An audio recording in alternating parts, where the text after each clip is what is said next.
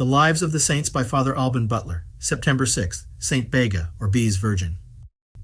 In the fourth book of his ecclesiastical history, Saint Bede the Venerable refers to Saint Hilda, who, according to him, is considered to be the first woman who became a nun in Northumbria and who founded a monastery at Hartlepool. This abbey was left in charge of Saint Hilda, and Hein went to live in Tadcaster. A little further on, the Venerable makes mention of Saint Bega and tells us that, after having been a nun for more than 30 years in the convent of Hackness, she had a vision of the soul of Hilda, the foundress, ascending to heaven. Saint Bega, Beg or B, has been identified by Leland and the Bollandists as that privileged woman. The identification has not been confirmed, but neither has it been distorted. Bega is the heroine of a legend where she appears as the daughter of an Irish king, betrothed since her childhood to a son of the King of Norway.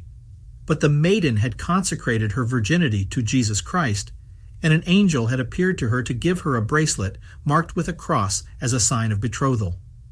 The day before the ceremony of her betrothal to the Norwegian prince, while he and the King of Ireland were chatting in the hall, Bega had recourse to the heavenly powers of the bracelet, escaped from the palace unseen, and seated on a piece of land covered with turf, crossed the sea, and arrived safe and sound on the coast of Cumberland.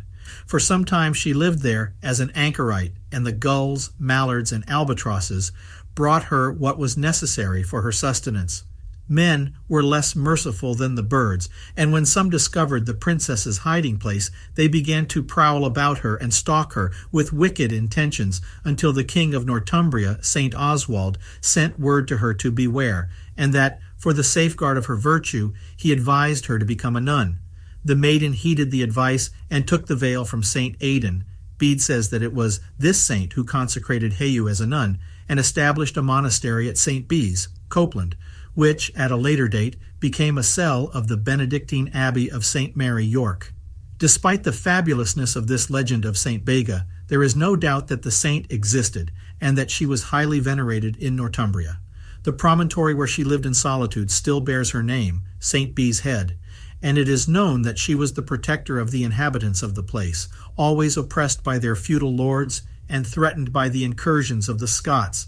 The people of the country have come to claim that they have in their possession the authentic, wonderful bracelet of Saint Bega, which they treasure, as well as the stories concerning the acts of devotion and pity for the poor and afflicted that the saint practiced in her lifetime, and how she herself cooked, washed, and mended for the workers who built her monastery.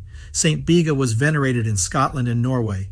Possibly she can be identified with that Becca Virgin, daughter of Gabson, who is mentioned in the Talat Martyrology on February 10th.